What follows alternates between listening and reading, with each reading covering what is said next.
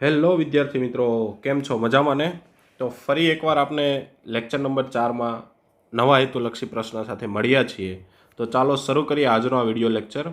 કે સૌપ્રથમ પહેલો હેતુલક્ષી કંઈક એવો છે કે ત્રિકોણ XYZ સમરૂપ ABC.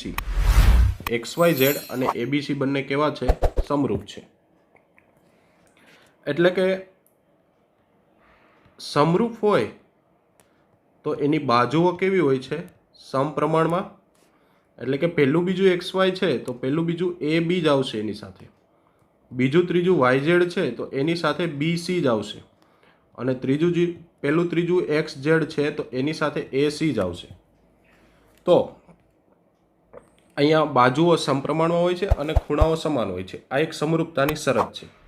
હવે આપણને એવું આપેલું છે કે 2YZ is equal to 3BC. 2YZ is equal to 3BC. તો આપણે BC ને છેદમાં લઈએ તો YZ ના છેદમાં BC ઇઝ ઇક્વલ ટુ 3/2. એટલે YZ જેમ BC, એટલે કે YZ ના છેદમાં BC 3/2 મળે છે. હવે આપણને એવું માગેલું છે કે XY જેમ AB, એટલે કે પહેલું માગેલું છે, અને આપણને મળેલું છે YZ જેમ BC. એટલે અહીંયા તમે જોશો તો XY જેમ AB આપણને ખબર નથી, અને એના બરાબર YZ જેમ BC મળેલું છે 3/2. તો અહીંયા આન્સર આપણો 3/2 જ આવશે, કારણ કે XY YZ જે છે એકબીજાના સમપ્રમાણમાં થશે. તો વિદ્યાર્થી મિત્રો, અહીં આન્સર આપણો આવશે આન્સર બી 3/2. ઓકે, ત્યારબાદ આગળ વાત કરીએ તો બે સમરૂપ ત્રિકોણો. તો બે સમરૂપ ત્રિકોણમાં ખાસ સમજો કે સમરૂપતા માટે બાજુઓ સમપ્રમાણમાં હોય. કેવી હોય? બાજુઓ સમપ્રમાણમાં હોય. અને બીજું, ખૂણાઓ સમાન હોય. ખૂણાઓ ક્યારે બદલે નહીં, ત્રિકોણની બાજુ બદલે, ખૂણાઓ હંમેશા સમાન જ હોય. એટલે ખૂણાઓ સમાન હોય. ઓકે, ચાલો. તો અહીંયા આપણને પહેલું એ કીધું છે કે પરિમિતિ સરખે. ચાલો આપણે બે સમબાજુ ત્રિકોણ લઈ લઈએ કે ભાઈ એક સમબાજુ ત્રિકોણ છે બે અને બે બાજુવાળો, અને એક ત્રિકોણ લઈ લઈએ 3 અને 3 બાજુવાળો. તો પહેલો વિકલ્પ છે તેની પરિમિતિ. તો જો પહેલા વિકલ્પના આધારે પરિમિતિ જોવા જઈએ તો 2 + 2 + 2 એટલે 6 થાય, અને બીજાની 3 + 3 + 3 એટલે 9 થાય. તો પરિમિતિ સરખી નથી. પછી છે એનું ક્ષેત્રફળ. તો જો સમબાજુ ત્રિકોણ છે તો એનું ક્ષેત્રફળ √3/4 બાજુનો સ્ક્વેર. તો √3/4 બાજુનો સ્ક્વેર, 2નો સ્ક્વેર 4 થાય, એટલે આનું વર્ગમૂળમાં 3 મળે. આનું ક્ષેત્રફળ વર્ગમૂળમાં 3 મળશે, અને આનું ક્ષેત્રફળ √3/4 બાજુનો સ્ક્વેર. તો આ બંને પણ સરખું નથી.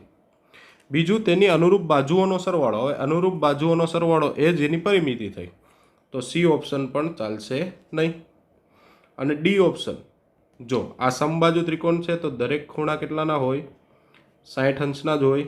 એવી રીતે આ પણ સમબાજુ છે તો આના પણ દરેક ખૂણા કેટલા અંશના હોય? 60 અંશના હોય. તો એના ત્રણેય ખૂણાઓનો, જો ત્રિકોણના ત્રણેય ખૂણાઓનો સરવાળો કરવામાં આવે, ગમે તેવો ત્રિકોણ હોય, ત્રણેય ખૂણાનો સરવાળો જો કરવામાં આવે તો 180 અંશ થાય છે. તો આનો મતલબ એવો થાય કે એના ત્રિકોણના ત્રણેય ખૂણાનો સરવાળો કેટલો થશે? સરખો થશે. તો આન્સર આવશે ડી, એટલે કે ખૂણાઓ સમાન જ હોય, ખૂણાઓ ન બદલે, બાજુઓ બદલે.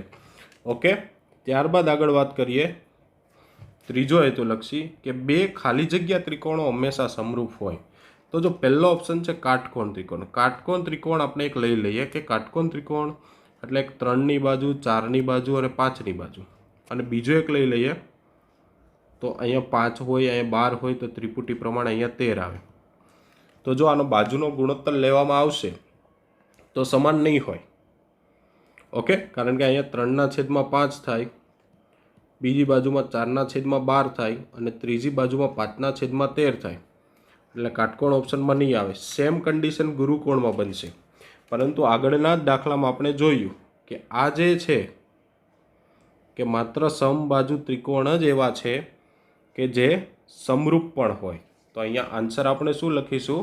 સમબાજુ. કે સમબાજુ જો ત્રિકોણો સમરૂપ એક જ એવા ત્રિકોણ છે સમબાજુ કે જે સમરૂપ હોય છે. એટલે અહીંયા આન્સર શું આવશે? સી, સમબાજુ. ઓકે. ત્યારબાદ આગળ વાત કરીએ કે એવું કીધું છે સમલંબ ચતુષ્કોણમાં. હવે સમલંબ ચતુષ્કોણ એટલે કે કંઈક આવો ચતુષ્કોણ છે. એમાં એવું કીધું છે ABCDમાં AB અને CD વચ્ચેનું અંતર સમાન છે અને એના વિકર્ણ એટલે કે AC અને BD પરસ્પર M બિંદુમાં છેદે છે. ઓકે. MA નું માપ 6 આપેલું છે, MB નું માપ 9 આપેલું છે, MC નું માપ 8 આપેલું છે અને MD મેળવવાના છે. હવે પહેલી વસ્તુ કે આનો એક આપણો સાબિતીનો દાખલો પણ આવે છે કે અહીં ત્રિકોણ AMB સમરૂપ કે A સાથે ખૂણો C છે તો CMD સમરૂપ થાય. ઓકે. આ એક દાખલો પણ આવો છે 6.2માં સાબિતીનો, અને તમે સમબાજુ માટે યાદ રાખો, સમલંબ માટે યાદ રાખો તો પણ ચાલશે કે ભાઈ AMB અને CMD સમરૂપ થાય. હવે AMB અને CMD કેવા છે? સમરૂપ છે. તો સમરૂપ માટે આપણે જાણીએ છીએ કે બાજુઓ જે છે એની સમપ્રમાણમાં હોય. MB બીજું ત્રીજું છે તો સાથે MD આવશે. ઓકે. તો વિદ્યાર્થી મિત્રો આ વાત થઈ આપણે એની બાજુઓની. રેડી? ચાલો, AM કેટલું આપેલું છે? તો કે AM આપેલું છે 6 અને CM આપેલું છે 8. MB કેટલું આપેલું છે? 9 અને MD મેળવવાનું છે. કે આ રીતે આપણે લખીએ. આકૃતિમાં પણ જોઈ શકો કે AM ના છેદમાં MC કે આટલું પ્લસ આટલું અને BM ના છેદમાં MD તો પણ ચાલે. તો અહીંયા MD ને જો કરતા બનાવવા હોય તો MD બરાબર 9 ગુણ્યા 8 છેદમાં 6. તો 3 દુ 6 કરવા જોઈએ તો અહીં 3 તેરી 9 કેન્સલ થશે અને 2 ચોક 8 એ પણ કેન્સલ થશે. તો 3 ગુણ્યા 4 એટલે કે અહીં બાજુનું માપ કેટલું મળશે? 12. ઓકે. તો વિદ્યાર્થી મિત્રો અહીં આપણું MD જે છે એ કેટલું થશે? 12 થશે. ત્યારબાદ આગળ નેક્સ્ટ વાત કરીએ કે એવું કીધું છે કે 20 મીટર લંબાઈના શિરોલંબ સ્તંભના પડછાયાની લંબાઈ 10 મીટર છે. કે 20 મીટરનો શિરોલંબ સ્તંભ છે. આ છે 20 મીટરનો અને એનો પડછાયો છે 10 મીટર. એટલે અહીંયા હશે એનો પડછાયો. ઓકે. અહીંયા આપણે ત્રિકોણ કમ્પ્લીટ કરીએ. એ જ રીતે તે જ વખતે એક ટાવર છે. તો ટાવરની પડછાયાની લંબાઈ આપેલી છે. ટાવરની પડછાયાની લંબાઈ 50 મીટર છે. ઓકે. તો આપણે ટાવરની ઊંચાઈ h મેળવવાની છે. અહીંયા પણ આપણે ત્રિકોણ કમ્પ્લીટ કરી નાખીએ. જાણકારી માટે નામ આપી દઈએ કે ભાઈ ABC અને અહીંયા નામ આપી દઈએ DEF. હવે જો દાખલો છે એટલે લોજિકલી જો વિચારવું હોય તો એવું વિચારી શકીએ કે ભાઈ 10 પંચા 50, 10 પંચા 50, તો અહીંયા 20 પંચા એટલે આ કેટલું આવશે? 100. તો આપણે એવું કહી શકીએ કે ભાઈ અહીંયા જે ટાવર હશે એની ઊંચાઈ છે એ 100 મીટર થાય. કેટલી થાય? 100 મીટર. અધરવાઇઝ જો એનું કેલ્ક્યુલેશન કરવું હોય તો કેલ્ક્યુલેશનમાં એવું કરી શકાય કે ભાઈ AB છે એટલું જ ED થાય. આ બે ત્રિકોણ સમરૂપ થશે કે ત્રિકોણ ABC સમરૂપ ત્રિકોણ DEF. તો AB છે એટલું જ ED થાય અને BC છે એટલું EF થાય. તો AB કેટલું છે? 20 અને ED કેટલું છે? H ધારેલું છે. BC કેટલું છે? તો કે 10 અને EF છે 50. ચાલો, 50 અંશમાં આવશે અને 10 છેદમાં જશે. તો 10 મીંડું જશે તો 20 પંચા કેટલા થશે? 100 મીટર. તો આપણે એવું કહી શકીએ કે પડછાયાની લંબાઈ આપણે પહેલાં જ આન્સર આપી દીધો હતો. તો 1 માર્ક્સમાં ઝડપથી પણ આપણે વિચારી શકીએ છીએ આ રીતે આન્સર આવે. ત્યારબાદ વાત કરીએ આપણે પ્રશ્ન નંબર 6ની. તો પ્રશ્ન નંબર 6માં એવું કહેવામાં આવ્યું છે કે ત્રિકોણ XYZ એટલે કે આ XYZ અને બીજો છે ABC કે અહીંયા આપી દઈએ A, B અને C. આ બંને સમરૂપ છે. ઓકે. આ બંને સમરૂપ છે. હવે A બરાબર 2B છે કે જો હું B ને હું X ધારી લઉં ને તો આ થશે 2X, કારણ કે A બરાબર કેટલું આપેલું છે? 2 ખૂણો B. ઓકે. અને C ખૂણો આપેલો છે 60. હવે ત્રિકોણના ત્રણેય ખૂણાનો સરવાળો એટલે કે ભાઈ 2x + x + 60 બરાબર 180 અંશ થશે. ચાલો 2x ને x એટલે 3x + 60 બરાબર 180 અંશ. તો 3x બરાબર 180 - 60 એટલે 3x બરાબર આવશે આપણા 120 અંશ. તો x બરાબર 120/3 તો x બરાબર કેટલા આવશે 40. તો આપણને ખબર પડી ગઈ કે x ખૂણો છે એ 40નો થશે. અહીંયા 40 દુ એ ખૂણો 80નો થશે. હવે ખૂણો x છે એટલો જ ખૂણો એ થશે કારણ કે અહીંયા જો સમરૂપતા આપી છે. તો આપણને એ ખૂણો કેટલો મળ્યો 80 અંશનો. તો એ x ખૂણો પણ કેટલાનો થશે 80 અંશનો. તો વિદ્યાર્થી મિત્રો અહીંયા આન્સર આવશે આપણો 80 અંશ. ત્યારબાદ આગળ વાત કરીએ તો 7મા ચેપ્ટરનો હેતુલક્ષી આવે છે કે બિંદુ -6 7 અને બીજું છે -1 -5. તો આના માટે આપણે એવું છે કે ભાઈ x1 જે છે એ -6 અને y1 છે 7 ધારી લઈએ. અહીંયા x2 જે છે એ -1 અને y2 જે છે એ -5 ધારી લઈએ. તો આ વચ્ચેનું અંતર મેળવવાનું છે. તો અંતર માટેનું સૂત્ર છે અંતર સૂત્ર કે ab² બરાબર x1 - x2² + y1 - y2². તો x1 છે -6 - -1નો વર્ગ અને 7 - -5નો વર્ગ. ચાલો અહીં માઇનસ પ્લસ માઇનસ, અહીંયા માઇનસ માઇનસ પ્લસ. ચાલો અહીંયા -5 વધશે અને અહીંયા 12 થશે. 7 ને 5 12. તો 5નો વર્ગ 25 અને 12નો વર્ગ 144. તો AB નો વર્ગ જે છે એ કેટલો મળશે 169. તો AB બરાબર આપણને કેટલા મળશે 13. તો આ બંને વચ્ચેનું જે અંતર છે એ કેટલું મળશે 13 એકમ. ત્યારબાદ મધ્યબિંદુની વાત છે. તો મધ્યબિંદુમાં પણ એકદમ સિમ્પલ કે m આપેલું છે 0 0 અને n આપેલું છે 4 અને 8. તો મધ્યબિંદુ એક્ઝેક્ટ વચ્ચે હોય તો મધ્યબિંદુનું સૂત્ર એવું છે કે x1 + x2/2 y1 + y2/2. મધ્યબિંદુનું આ સૂત્ર છે. ઓકે, આને કહી દઈએ x1 y1, આને કહી દઈએ x2 y2. તો શું બનશે કે ભાઈ 0 + 4/2 અને 0 + 8/2.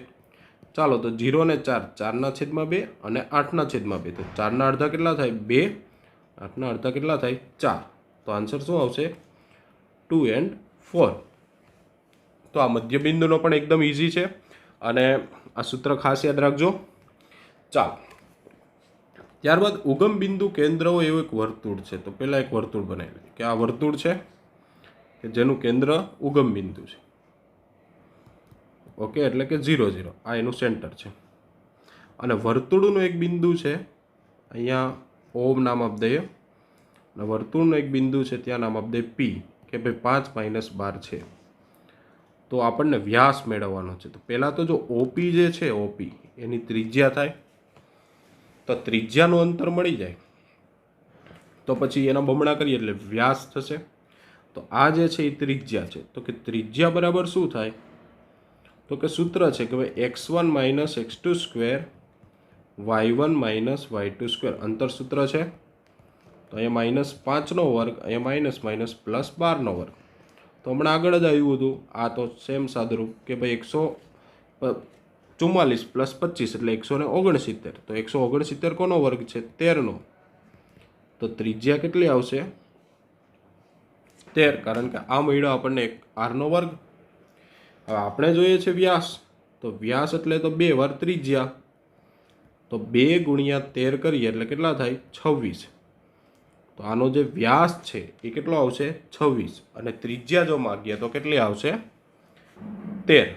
ઓકે, અને આજનો લાસ્ટ હેતુલક્ષી તો વિદ્યાર્થી મિત્રો અહીંયા આને કહી દઈએ x1 y1, અહીંયા કહી દઈએ x2 y2.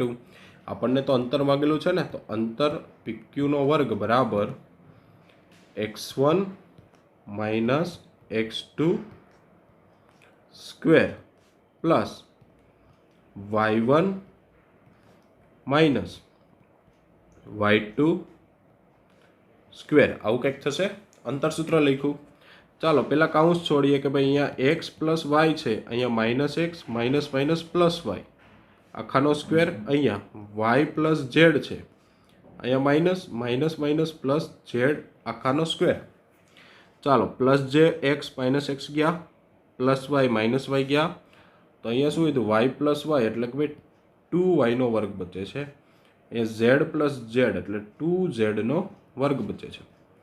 તો 2 વર્ગ 4 વાયનો વર્ગ વાય વર્ગ, 2 વર્ગ 4 ઝેડનો વર્ગ ઝેડ વર્ગ. ચાલો 4 કોમન આવતા છે તો અહીંયા 4y square plus z square મળે. તો આ શું મળ્યું? PQનો વર્ગ મળ્યો. તો અંડર રૂટ લઈએ તો 4નું વર્ગમૂળ 2, સરવાળાનું વર્ગમૂળ ના લઈ શકાય ને, અહીંયા ઝેડનો વર્ગ છે. ઓકે, તો અહીંયા વર્ગમૂળમાં y square plus z square. તો વિદ્યાર્થી મિત્રો આ ઓકે ઓપ્શન છે 2 વર્ગમૂળમાં y square plus z square. તો આ વાત છે આપણા 10મા હેતુલક્ષી પ્રશ્નની. અને અહીંયા ખાલી જગ્યા પોર્શન જે પૂછાવાનો છે એ પણ હવે ધીમે ધીમે શરૂ થઈ ચૂક્યો છે. અને આજનો આ હેતુલક્ષી પતાવતા નેક્સ્ટ નવા હેતુલક્ષી સાથે આપણે નવા લેક્ચરમાં મળીશું. તો ત્યાં સુધી જોડાયેલા રહેજો અમારી સાથે. ઓકે, અને આ વિડીયો વધુને વધુ તમારા મિત્રો સાથે શેર કરજો. ઓકે, આભાર વિદ્યાર્થી મિત્રો.